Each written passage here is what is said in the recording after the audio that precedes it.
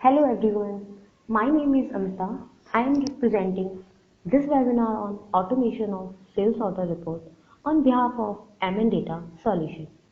The value proposition of doing this automation are: the first is it reduce data extraction time, it reduce business logical coding time, and reduce maintenance time and reduce length of TDL code and reporting data size. It also reduces ETL development cost, hence it helps in reducing BI cost. Secondly, it raises ease of cost, ability to handle large code.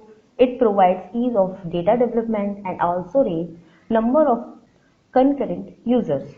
Therefore, we can conclude here that it helps in creating ready-made ETL process. It productizes the reporting output and aggregate of faster analysis, and it helps in eliminating queues, customer functions, hanging of tally, etc. Now the major area of the focus is on what we do offer to industry.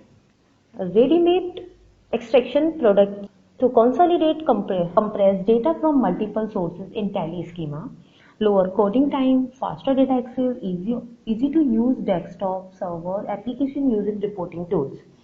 And buyer value is tally MIS, graphs, dashboard, time series analysis. The overall benefit or the major advantage of the service is it minimizes the number of pages, the data comparison it provides.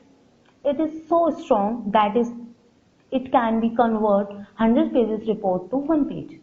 The purpose of this report: complete visibility by sales order for sales invoice, delivery note, receipt note, and the GST bill. It gives sales order pendency details by go down. Here are some assumption report attached with sales order, sales invoice, reference number, credit note, delivery note are linked with the same reference number. Only those delivery notes have been included that are not a part of the sales invoice. In case a delivery note along with the sales invoice, corresponding referencing number is there, then the sales invoice number is taken into account.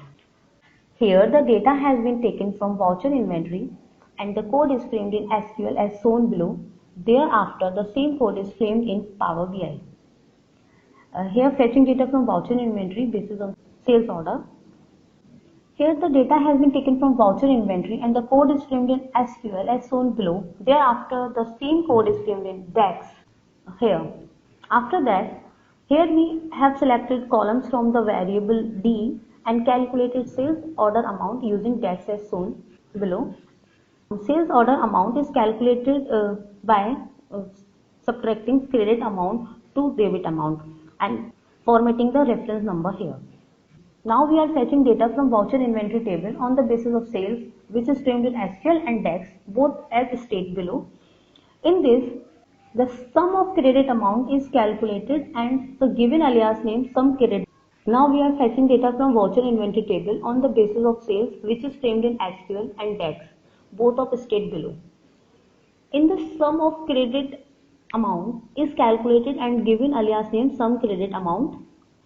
And the same operation is performed on the debit amount, which is later is called by alias name sum debit amount here. The same code in SQL and DAX both.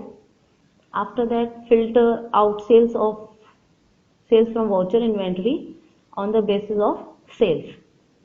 Here also calculate the sales sum credit amount and sum debit amount from the voucher inventory table. After that, cost center name, reference number, master ID, sales numbers, sales date column from the A1 sales voucher summarized variable and calculate sales amount.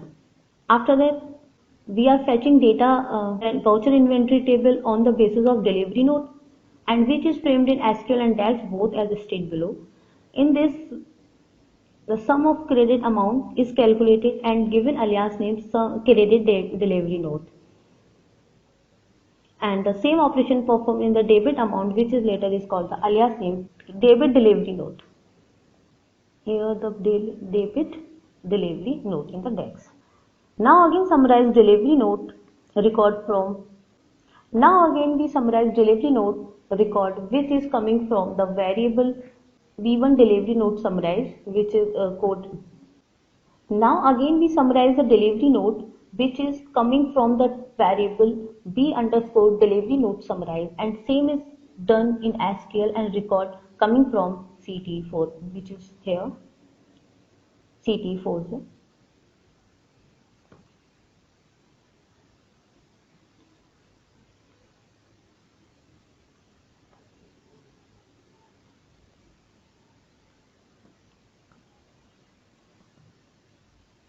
Summarize delivery note entries here with the help of selected columns. Again, fetching data from voucher inventory on the basis of credit note. This is the SQL code for that, and this is the DEX coding. After that, select columns from credit note summarize entry, which is cost center name, reference number, and voucher number, and credit note number, and credit note amount, and the master ID C1. After that, the left outer join between all final variable for sales order and delivery note here.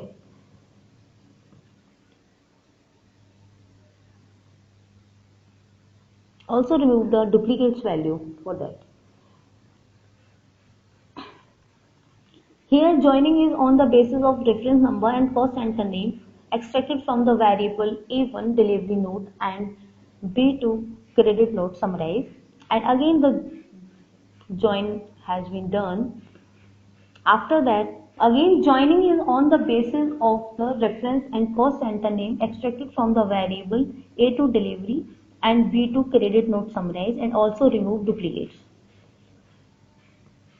Here we are adding billing name on the basis of master ID from voucher ledger bill table for the receipt details. After that, we will add master ID receipt. Master ID receipt, for that we take a variable b underscore receipt and add column master ID receipt. Then we do filter the voucher ledger table where voucher type parent receipt and credit amount is greater than 0. And finally do join for the receipt note with the help of natural left outer join. Now we are fetching data from ledger sum table on the basis of duties and taxes, which is framed in Power BI as stated below. In this, the sum credit amount is calculated is given the alias name sum tax credit value, and the same operation is performed for the debit amount, which later is called by alias name sum tax debit value. And here we are finding the sales invoice tax amount using master IDS and a join criteria for calculating GST amount, tax debit value, and subtract from the tax credit value. And here we are finding the sales invoice tax amount using master ID as a join criteria. For calculating GST amount, the tax debit value is subtracted from the tax credit value. Here the join is generating for the receipt details. We take a variable GST tax and do a natural join between them. After that, now we are finding the credit note invoice note.